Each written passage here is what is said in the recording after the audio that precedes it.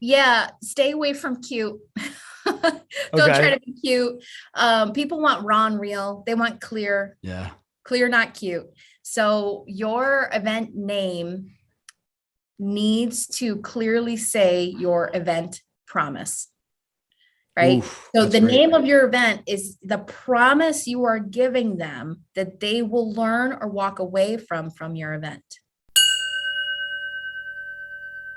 If you have ever wanted to host a live event, whether it be in person or digital, listen up.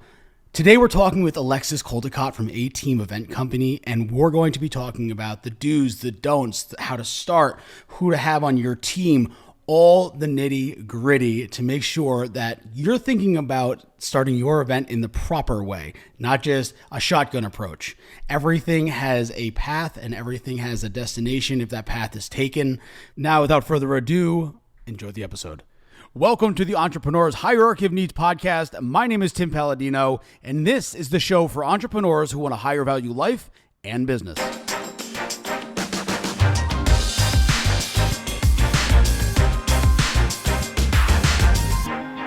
Alexis Caldicott, thank you so much for being here. How are you today? I am awesome. Thank you so much, Tim. Happy to be here. I'm so happy that you are here. This is something that I'm surprised didn't happen earlier because now I think now more than ever, and I'd like your feedback on this. I think events are more important than ever because of the way we can connect with each other, or our audience can connect with each other, whether it be in the form of a webinar digitally, or a Zoom call, or in person. These are times where we need to connect with one another, and your audience can do that. And then it kind of makes it just kind of builds a perfect storm for kind of empowerment and success for whatever it is you're offering. Yeah, totally. 100% agree with you because it's interesting, friends and family of mine that know me and know what I do when the pandemic hit and everything shut down in March. People were like, well, what's going to happen? Are events gone, or like, what's going to happen with this? Are you going to survive? And I was like, no, I'm pretty sure you'll see that it's going to be the exact opposite. Things are going to ramp up. Yeah. And that's exactly what happened, because whenever there's chaos, whenever there's a problem, since the beginning of human existence, we gather together to solve and fix our problems. And that's exactly what events are. It's a way for us to gather together to solve, to problem solve, to brainstorm, to collaborate, whatever it is, right? So events have become one of the biggest go-tos for people in business to get leads, to get clients, and to have an impact and get their mission out in the world. Yeah, that's so true. That's so true. I think gone are the days of the old unsaltery sales pitches and stuff like that. Yeah. Now we sell through storytelling and offers. It's very, I'm here if you need me. But if you have this problem, I can help you. Yeah. Real. Yeah. Being real. It's being real. Is what sells. Yeah.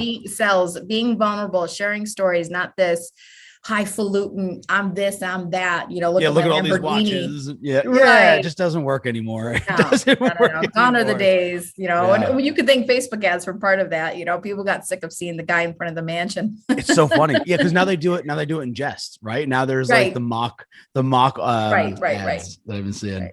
Which are so we were talking earlier about digital and digital events versus live events. Now, are you seeing a resurgence in live events? Because obviously during the last year, there's probably more digital events coming up. Where's the state of events now? Yeah, so it is ever changing. I mean, as we're still in the pandemic, we all thought we were kind of on an upswing and we were heading out of it, vaccinations, yay. And then boom, Delta variant, so it's like we're in this ever changing and evolving world with events. So as far as like, are we headed more towards in-person versus virtual? Who knows? Because we don't know what's going to happen in the world. But there are people that are doing in-person events. in late 2021 into 2022, but there's a lot of precautions. There's a lot of factors, things you need to think about. So for the most part, most people that I know that are hosting events, my clients that are hosting events are primarily doing it virtual. There's some that are doing a hybrid, that's the new fancy term, hybrid of virtual and in-person. Back in the day, it was just called live streaming your event. Right. Now it's called hybrid. Now it's a new sexy term. But yeah, so some people are doing the hybrid version, which comes with its own like crazy level of challenges because you're basically running two events at the same time. So for the most part, most people are sticking to the virtual model because it works. I mean, like gangbusters, like people are cleaning up with virtual events because the costs are way lower, right? You don't have to worry about food and beverage. You don't have to worry about paying the hotel, paying this huge audio visual AV team to come set up all of the time for their team. There's so many expenses that are cut out that while there still are costs to host, a good size event or a 3-day event, it's nothing in comparison to what it was. Right. So the profit has just like shot up and attendance has shot up because now you can get people from all over the world. Right. Without having to worry about travel. And so people are more likely to go to a virtual event. I don't got to worry about childcare. I don't got to worry about booking a flight, paying for a hotel, worried about COVID or any other concerns, right? So it's such a win-win-win-win for everyone, for the attendees, for the host. And most people are sticking to virtual. So even when we go back to normal, whatever that is, right? Whenever we go back to that, virtual events aren't going anywhere. They're sticking around because it's so profitable. It serves the host, it serves the attendees. So they're not going anywhere. So I'm leaning hard still on the virtual event space myself. Yeah. And, I would agree with you. I have a severe ADD. So it's really hard for me to focus in a virtual event. But what I do know is even people that have the ADD like me can be ethically bribed to pay attention when it comes to, because now the budget isn't there for the F&B and the audio visual. I know people that give away iPad Pros. Like how they have like the early bird days. Yeah. So like you come to that, at the end of that, you get like some kind of what's the word I'm looking for? Like a bonus or like a bonus, like point for going. Right. And then at the end of the event, like if you went to all three and you signed in, you get X amount of points and you go to drawing. There you go. So there's so many ways to make it better for your audience. Yeah. That you can really, it's just a shift, right? It's just something a little bit different. I think that the production value can be equal, if not greater. Yeah. Yeah. So that's for sure. Yeah, exactly. So you get to play with your dollars in a different way. And, like you said, and people were already doing stuff just to get people in the room, even when it was in person. It was like, all right, get out of the bathrooms. Come on, let's go. Yeah. Oh yeah. I remember that. People back. I saw people giving away TVs. Yep. When you hear like Toto playing, it's time to come back in the room. Right. Exactly. So it's the same thing. It's a different way, but it's the same challenge. But yeah, I mean, we've adapted and grown and changed so much with the virtual events that people have figured out so many different ways to get people to pay attention, to be engaged, for it to be a really fun experience virtual. So it works. It works. One of the other benefits that are kind of just popping in my head now is, if you have speakers, you can actually get speakers there a lot easier. They don't have to fly. They don't have to get a hotel room. They could just show up. Yep. Which is pretty incredible. Definitely a testament to the times. So if our listeners right now are considering event, like when is someone ready to start considering events? Let's start with that question. Yeah. So when you're ready to start doing events, I would say once you've mastered one-to-one sales, because events are a way to scale and leverage yourself and leverage your business. So before you're ready to sell one-to-many, which is what an event is, it's me just on stage with a room full of people, that's one-to-many. But in order to really effectively do that, you need to know that you've mastered one-to-one sales. So if I can sit across on Zoom or I can sit across a table from someone and I know that I can close, right? I have a decent conversion rate in my sales and I've mastered that, then I'm ready to go to one-to-many. And this is usually like a big aha for a lot of people because what they've always been told is you're only ready when you have a big list. When you have that big email list, you have that big social media following, now you're ready to do an event. That's not true. That's not true. Because you could go out and buy a list. You could go out and buy a list of people, but if you don't know how to sell, you're dead in the water. Your event's not going to work. You're not going to make any money, right? Because you don't know how to do that. So if you've mastered one-to-one, now you can start learning one-to-many and do one-to-many. Because you can have a room with 10, 20, 30 people and still do a multi-5, multi-6-figure event. Like clients of mine have had 30 people in the room and closed over 300K. So you don't have to have a massive list for an event, but you do have to have mastered one-to-one sales. It's a great first step. That's the first thing. That is a great first step. And I feel a lot of people haven't, and they want to throw events. I mean, I'm one of those people that kind of want to jump to the end. Yeah. I'm terrible at hopscotch. Oh, so I get it. Jump right to the end. Yeah. But that's sound advice. That's very sound advice, because, by mastering the one-to-one sale, what you get to do is you get to understand your client or your customer. So when you're speaking to a room, you can actually, with confidence, express to them what you've been educated on, right? When having those conversations one-to-one. Right. So that's a great first step. Yeah. So hypothetically, I am a master at one-to-one. What are some of the first steps in getting involved and, getting the lay of the land of setting up an event?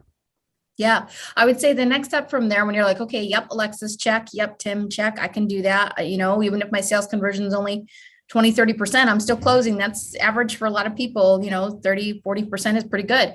So yep, check, got that. Okay, cool. What's my next step? How do I seriously consider doing an event or getting started with event? First is no fear is going to come up.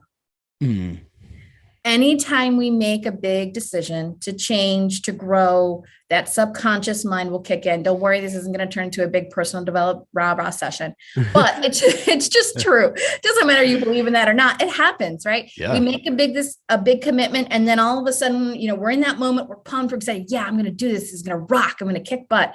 And then the fear will kick in, and stuff will come up and be like, well, what if no one shows? Or what if I can only get my cousin to come? Or, what if I invest all this time and I invest all this money and I don't get anything out of it? How is this actually going to make me money? Am I going to look like an idiot in front of my colleagues? How do I make this work? So number one, know that that's normal. That stuff is going to come up, right? I help my clients host events, but I also host my events as well. So been there, done that. I know that. And even as an event pro that knows all the stuff, that knows all the tools and strategies, that little voice still creeps in, and then I just go, follow the system, and so to avoid those things coming true, no one showing up, but maybe your cousin, not making any money from the event, is follow a system and have a strategy, because your event will not work if you don't have an effective event strategy. It all starts with event strategy. Yeah. Yep. The, it's a roadmap. It's anything else. Yeah. There's no, I know a lot of entrepreneurs. I'm going to speak for a lot of people, and I might be somewhat inaccurate. So sorry if I'm not representing you when I say this, guys. That we're so used to building our own path, and we're so used to just white knuckling it until we get the result that we're looking for. That becomes so ingrained in us and so natural that it's difficult when something is simple and something is plotted out. And there's there's a sense of unease sometimes when something is easy, which is it's such a weird contradicting feeling. But the easier it is, if more it feels like you're doing something wrong, right? Or pride sometimes gets involved. That's true. That could be our ego wants to bite off more than we can chew, right? We want to skip past go, and it's so funny. Yeah, but that's actually good. Yep. Yeah, no, I was just going to piggyback on what you were saying, is that, with the white knuckling it and trying to figure it out ourselves, so many of us can relate to that and trying to figure this out ourselves. But, there is a profit path when it comes to doing an event. There is a blueprint, a system that if you do X, Y, Z, and you follow it in this order based off of your event strategy, you will make money from events, guaranteed. Right. So the key is to start with the end in mind. Can I talk a little bit, give some tips for them on Yeah, what that'd the be excellent. strategy points to really consider first? Okay. Because where I see a lot of people going wrong is, I've actually heard speakers say this when they talk about events. They're like, just put a date on the calendar. Just do it. Get out your phone right now. Everyone, I want you to put a date on your calendar. That's when you're going to do an event. Yay, I booked an event. Everyone's excited. I'm like, no. That's not where you start, because the date that you picked may have been the worst possible time for you to do an event. You don't know. So Right. that's not where you start. It's not just pick a date. We're not throwing, a dart and hoping that it lands on the bullseye. How we start with our strategy is first and foremost, what do you want your life and your business to look like? We have to reverse engineer. And the first place to do that is, what do you want your life and your business to look like? Are you trying to build a multi 7-figure company? Are you just looking for, I just want a sturdy, multi 6-figure business, and I want to use events in my business model to consistently bring in that revenue? What are we going for here? And how do you want to work with your clients? Are you looking to do like a high level program that's with a bunch of people in it? Are you looking to just fill your roster of some high level one-on-one clients? So really looking at that and reverse engineering is the first place to start. Because you have to figure out who am I trying to serve and how do I want to serve them? Because if your event and the event model that you pick doesn't fit that, it's like trying to jam, you have like 2 pieces left in the puzzle and you can't find them, so you just try to jam in one and make it fit. It's kind of like that. We can't just try to force it to make it work, because it's going to be off. It's not going to be as successful as it could be. So start with the offer, start with who the offer is for and how you want to work with them. Then from there, we have to look at what assets do you have currently in your business. And this is where sometimes people can get a little embarrassed. It's kind of like, peeking underneath the hood, or, the dietitian walks into your kitchen and opens your cupboards and sees all your nasty snacks, Right. People get a little ashamed. We're like, well, I haven't emailed them in a little while, or I haven't done the Facebook post in my group, or my list is only 2,000 people, or, 1,000 people. People get a little sheepish, and it's like, hey, we've all start somewhere, and that's okay.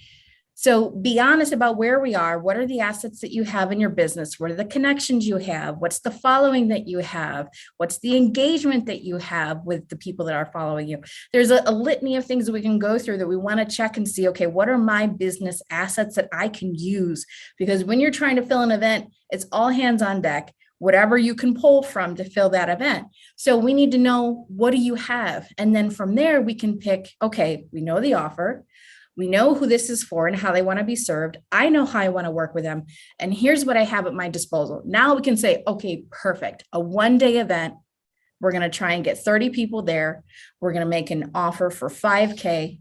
Boom. That's your strategy, right? Or great, we're going to do a 3-day event. You're going to make a $15,000 offer. So we have to go through all these different pieces to first figure out what type of event, not just say, okay, October 27th through 29th, I'm going to do a 3-day event and I'm going to make a $15,000 offer and I'm going to become a millionaire. Like it doesn't work like that. Sorry, sweetie. Doesn't always work like that. So so the strategy, that is all of what I'm talking about. That is what really goes into an event strategy. It's not just, writing on paper or Google Docs and it sounds brilliant when you write it out. It's really methodically going through and following an event profit plan that's going to work for you, your business, where you're at, and who you want to serve. Yeah, it seems that what you're saying is take a tailored approach. Yeah, it is. This isn't, I went, because I think a lot of people get the gusto to do an event, more so when they're at an event or they just experience an event. And then with that, they have kind of co-opted how that event worked. And it was like, oh, this could work for me, because they're kind of fitting themselves into that mold, and that could be disastrous. And that's where you can lose money. And that's problems can pop up that may be irreversible. So I don't want to use the word customized, but like a tailored, I think tailored is a proper term. A tailored approach is so much more sense. It goes to the adage, measure twice, cut once. Yes. Like this is, exactly. Just know what's going on. And I like looking under the hood because it's scary and it's embarrassing sometimes, but it's telling. but it's telling. Yeah. And when it comes to business, it doesn't matter. It sucks to be embarrassed. It sucks Yeah. to have to go through those things. Like I'm working with people and they ask me questions like, I have no idea the answer to that. Yeah. And it's my own business. But we can't let emotions crowd our business decisions. Yeah. Right? And like you said, when people go to an event and they get in the hype, they're like, this is amazing. I want to do this. Yeah. They get caught up in the emotion. They get caught up in the excitement. They throw a date on the calendar. And that's where you said, they just go out there and start doing it instead of really knowing how to tailor it. And that's why you need someone that can check you sometimes with the emotion and say, brilliant. I love that idea. Love your enthusiasm. Maybe next year. Yeah. But here's what we can do this year. If you want to do it this year, right? Here's what's reasonable. And we can grow to that, Yeah. And I think and make some money along the way. Yeah. I truly think it's a blessing when you get called out on your stuff sometimes. Yes, it is. It is when we take it. Might sting a little bit. Yeah. So knowing how to, like you said, tailor it, but then once we know what the model is, right? There's all kinds of different events. There's the 1 hour, the 2 hour webinar, masterclass type thing. There's half day events, 1 day events, 2 or 3 day events. All of them have a model and a specific system that you want to follow. Once we know what kind of an event that we're looking to do, it's going to serve your needs. So picking the strategy, yes, that is tailored. But then once we get that down, like, okay, we know a 1 day event with a 5K offer is going to convert the best for you. Now we know here's when we market, here's how we market, here's how we're going to fill. So there's proven process once we know the specific framework of your event and your event strategy. Great. Yeah. That it just makes so much sense when you hear it out loud. Yeah. When people are considering, or you're speaking to someone about an event, what are some of the reasons that they don't feel like they can? First thing that comes to my mind, at least, is stage fright. Is that something that comes up? No, actually, in my experience, I mean, well, okay, it could be for those that are considering it, like they have this idea in their mind and they want to do it, but they haven't had the rocks to come talk to me about it yet. Because they know, okay, Alexis is going to convince me to do it. I'm not going to talk to her. So in my experience, no, because usually the people that I speak to are already speakers. True, they've already worked on that a little bit. There's always nerves. Yeah, we all have nerves. Even I have nerves when I have nerves. I get nerves too. Yeah. And that's a good thing. And that's what I tell my clients, like, you're going to get nervous, but as long as you got your intro and your offer memorized, and there's a bonus tip, you'll be fine. Cause you know your content, you know your stuff, you eat, sleep, live, breathe this, right? Yeah. You know your stuff, just know your intro and your offer and you're golden, so not to poo-poo on your parade, but I would say stage fright isn't really a big thing that I hear much. But the nerves on the offer, making the offer, and the nerves on, am I going to look like a fool? What if I market this event and no one shows? So that in a way, that appearance, putting themselves out there. Yes, there's definitely that fear of putting themselves out there at times, and wanting the assurance of, okay, even if I don't get as many people at this event, I know that I looked amazing and it was a great representation of my business. Because an event is kind of like a coming out party for your business. Sure. It is a big giant showcase of here's who I am and what I do. So you want that to look on point. You don't want that, you want to look like a hot mess, right? Of course. And I think that's one of the things that, like, if it's not perfect, that's okay. Yeah, that's okay. Like there's a little bit of forgiveness that we have to issue ourselves when things aren't perfect. Because perfect, I think, in my opinion, perfection is a fool's errand. Yeah. Like I gave up on that a couple of years ago, and it was like when we met, like I was still going after perfection. Yeah. Well, listen, I've always wanted to be that girl, like that girl that is like always perfectly put together, has everything Right. she could need for any scenario in her purse, just knows the perfect answer, just like Yeah, that yeah. girl. Like every woman out there can think of a person that they see as that. Like I've always wanted to be that girl. And I've been doing events since 2009, and not one of my events, not one of my clients' events has been perfect. Oh, that's funny. And that's okay, because no event is ever perfect. It doesn't matter Yeah. how good you are, how experienced you are, how much you plan for the unexpected, something happens. Yeah. One of the ways that I've kind of like surrendered into the fact of not being perfect was what I can be is flexible. Yes. And So good if on I your feet. fall off the stage, I'm Yeah. able to make a joke about it. Right. Like, you know what I'm saying? Like that's more important to me at this point in my life to where Exactly. like I can roll with it. I can roll Yes. with it. And that's become much more important. Yep. I may Um, fall down, but I get up with flair. yeah, exactly. Exactly. Yeah. Um, so Yeah. when getting into, and I know the answer is going to be drastically different between a digital event or I'm sorry, a virtual event or Mhm. an in-person event, what kind of staff is necessary Mhm. Mhm. when hosting these events? Yeah.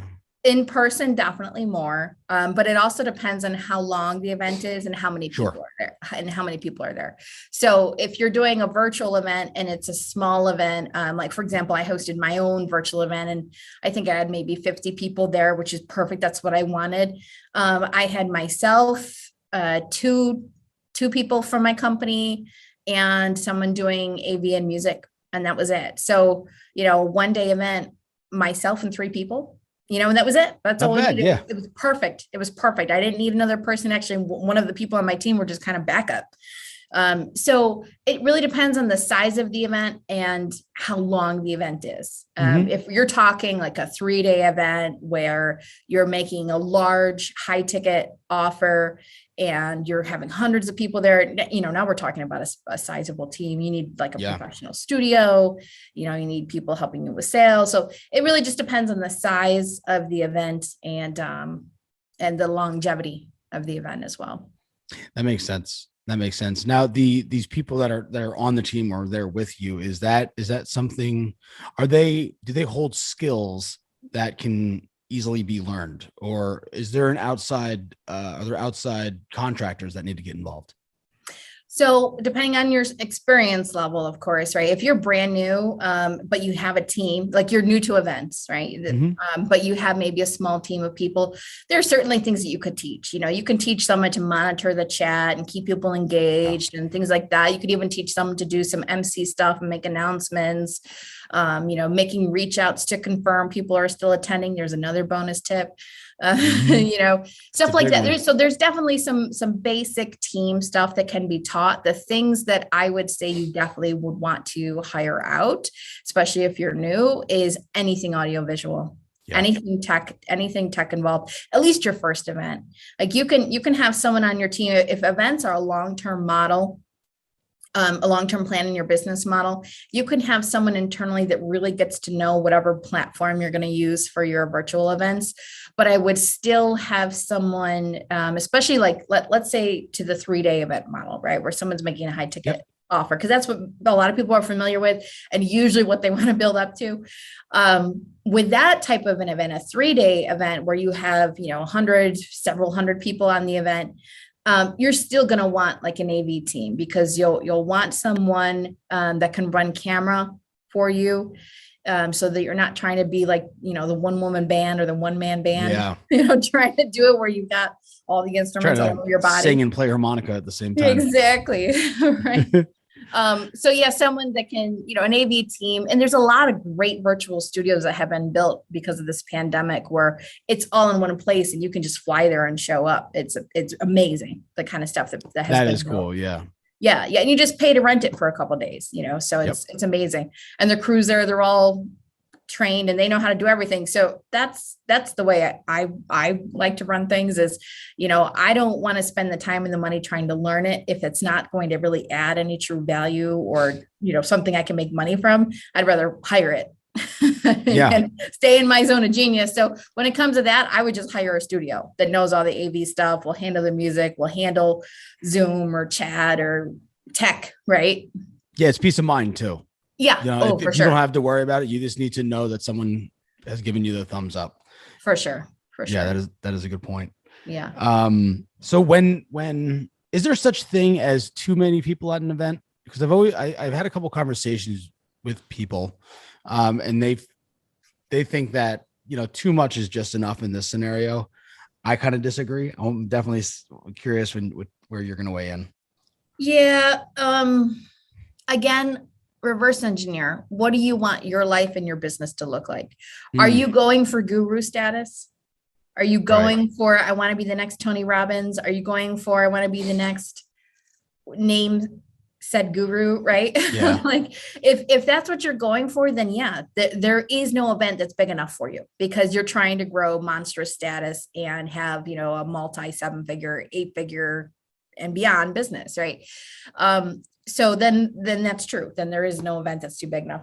My personal favorite is when like it's an event, if you're going for like the typical 3-day model and you want a Mhm. multi 6 to multi even 7-figure event, 500-600 people, you know, anything beyond that, it really does become, it's a lot to manage, you know, Yeah, for sure.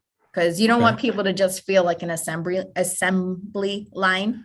Yeah, um that was actually my argument too. Like if I yeah, have the opportunity to shake the hand of and have a conversation with, even if it's yes, a short conversation, yeah, I've gotten a little bit deeper with this person and they've gotten to know me yes, a little bit better. yeah. Um, My cool. favorite, personal favorite, Yes. is like 100 or less. That's my sweet Yeah. spot. Like from anywhere from 50, 100 is like my sweet spot where I can create like a $500,000 event with less than 100 people. You know, to me, that's the sweet spot where people still get enough of you. They can still have some breakouts or they can still have some special time with you one-on-one. It feels one-on-one anyways, you know, with Yeah. a small intimate group, and they really have that high touch, high intimacy. You know, I love smaller events. You know, I like that personally because that's what I want. Yeah. I don't want to feel just like another person in the crowd. And that's how most people feel. We all want to be special. We all Yeah. want to be seen. We all want to be understood and heard. So when it becomes this massive event, you know, to your point, it just starts to feel like you're lost in the crowd and you're just a number. That's true. It's very true. And then So, also when yep. someone makes an offer, it's kind of like, well, they don't really need my money. They're or really want me as a client. They've got all these other people. So it Yeah. kind of takes the pressure off as well. Yeah. Which is, yeah. Yeah. So that could hurt your opportunity to serve, you know, I your think so. people. Yeah. Yeah. I definitely agree with that. Has there ever been let me see how to word this. Has there ever been an appropriate case where someone isn't actually selling at the event, but developing, offering value Mhm. to then send someone to maybe a lead magnet to get to start the customer journey with an in-person event? Is that in your experience? Wait, okay. Let me make sure that I got Yep. that question Yep. Yeah. correctly. It's a So, wacky question. yeah, no, just repeat it for me, just to make sure I'm understanding you. Yeah. So basically, is it in your experience, have you ever run into someone that is not hosting an event to sell at that particular event, but kick off the customer journey Gotcha. to where, yeah. 100%. Yeah, I've done that myself, and clients as well. Because so there's all types of different motivations and reasons to do an event. So that's again, reverse engineer. What is Mhm. my mission with this? What am I trying to do?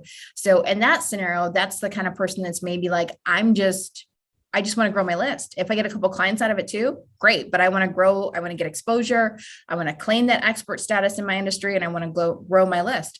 So that could be a summit, for example. Like one of the hot ones that I've done and my clients have done over the pandemic are what's called short summits, where it's like a 4 or 5 hour summit.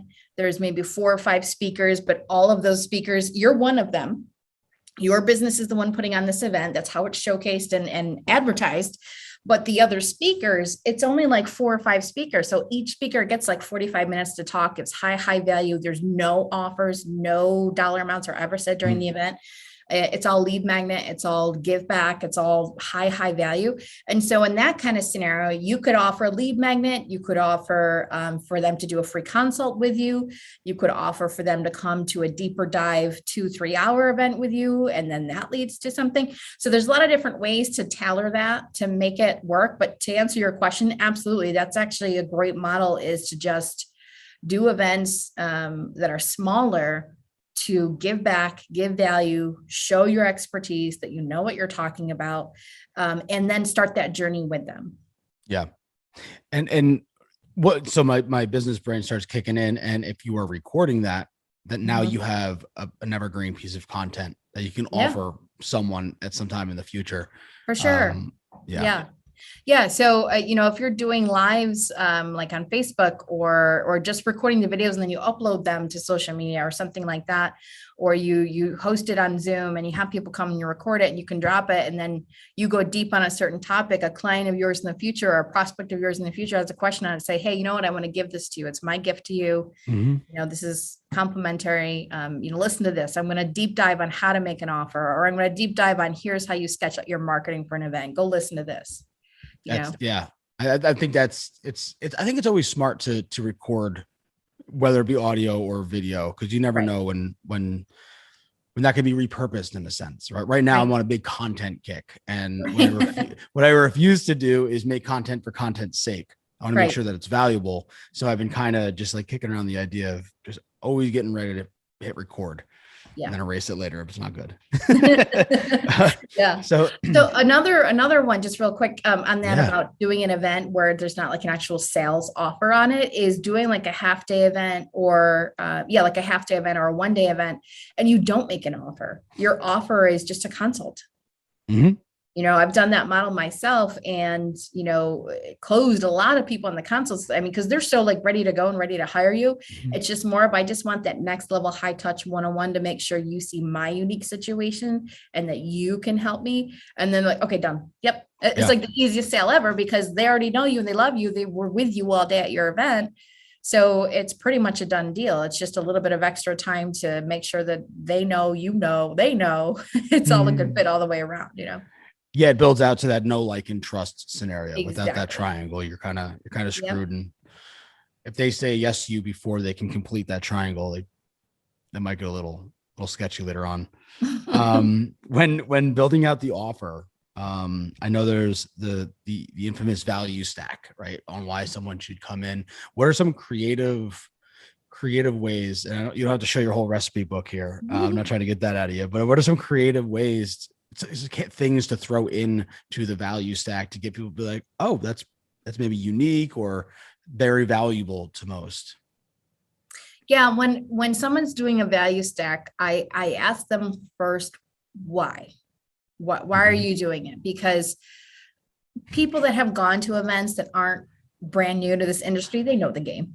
Right. Yeah. When you start doing, well, then there's bonus number 16 and then there's bonus number 17. Like, it gets a little ridiculous sometimes. Yep. I'm exaggerating, but it gets a little crazy. But not by much. Right. Yeah. That's true. And so I asked them, I say, why? What's the point of this? Because it can get to the point of ridiculous where they're like, well, why isn't this just in the program?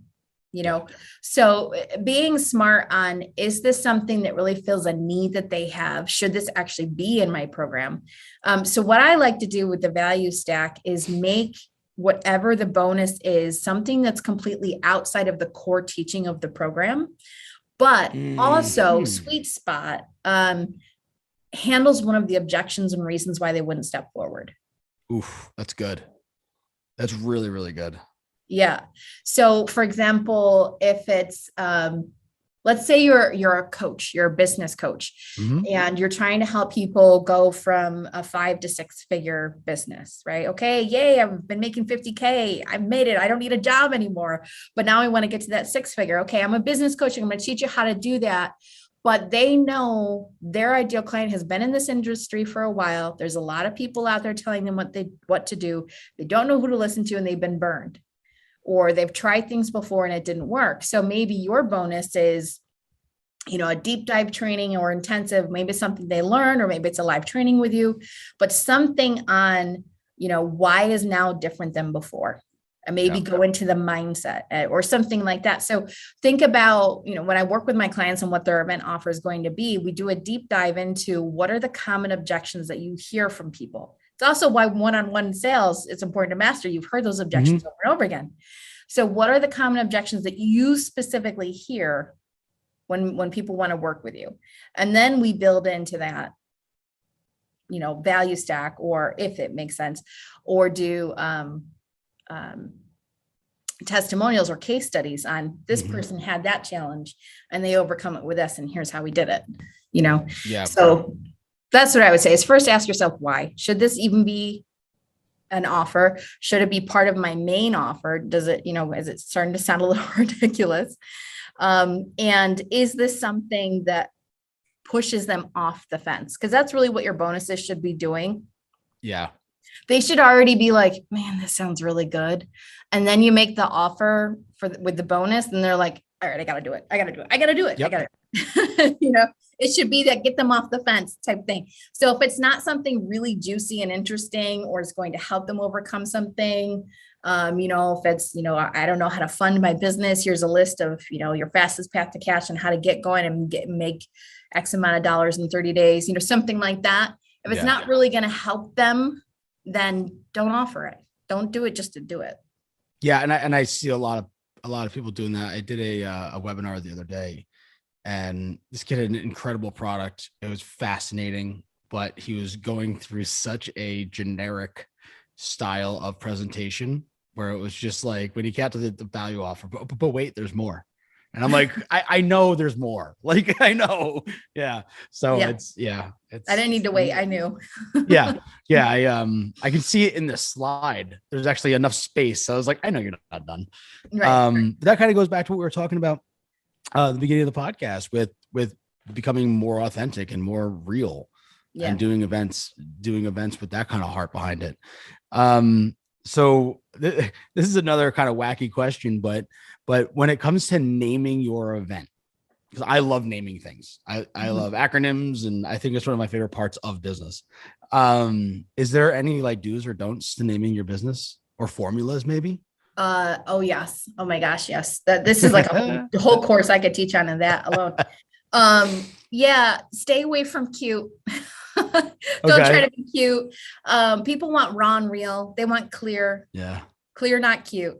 So your event name needs to clearly say your event promise.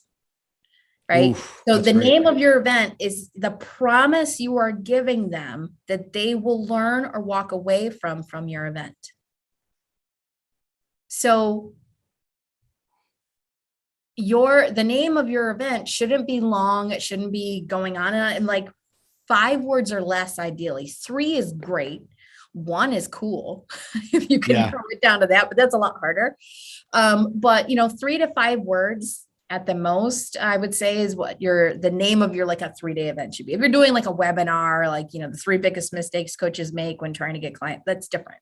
Yeah. Right? But when we're talking transformative like, in a sense. Right. Like Right. When we're talking like a 1, 2, 3-day event, you really want something that's short and concise and clear. And don't try to make it cute. If you can, great. But people really just want clarity, because confused minds don't buy. Yeah. That's one of my favorite quotes ever. Yeah. Confused minds don't buy, and confused people don't register as well. So, so always speak to the promise. What ultimately, and it should be pleasure-based, what ultimately are you telling them they will walk away from your event? So that's, again, reverse engineering with your offer, because your event is leading to your offer. Think about, what are they going to get at the end of it all? They hire you, they work with you, they do everything you say exactly as you say it, and they get the ultimate result. Now they're at the promised land. If you could just put a bumper sticker on what that promised land is and looks like, what would that bumper sticker read? Yeah. Like your event name should read in bumper sticker. Yep. Yep. That makes so much sense. That totally makes sense. Yeah. What a wild ride.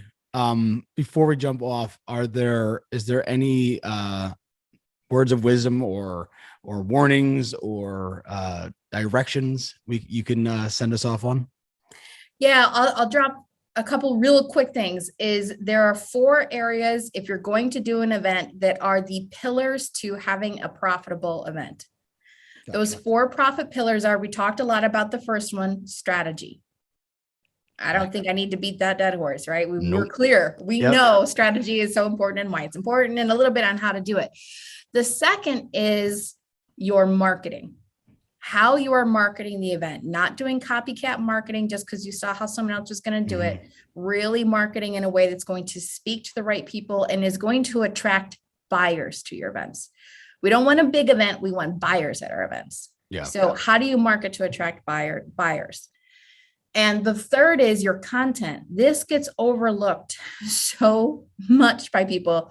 They just get excited. They get wrapped up in everything that goes into doing an event, and they overlook the content. And there's this delicate line of giving tremendous value and not fire hosing. Because you don't want to give them shallow content. We don't want them to walk away with true value, but we also want them to want more. And we also don't want them to be a place, not be in a place of overwhelm where they're like, I need to think about this first before I can make decisions on anything else. So how you structure your content, the content you pick, and the content needs to lead up to the offer. And that's the 4th pillar, is the offer itself.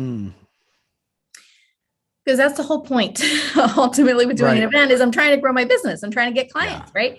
So the offer that you make, whether it's free, like we talked about, or whether it's a paid offer, we need to know what that offer is, what the components are going to be. Is it priced appropriately for how long my event is? Because there's a ratio of what your pricing should be for your offer based off of how long your event is. There's actual science behind that. Oh. Yeah.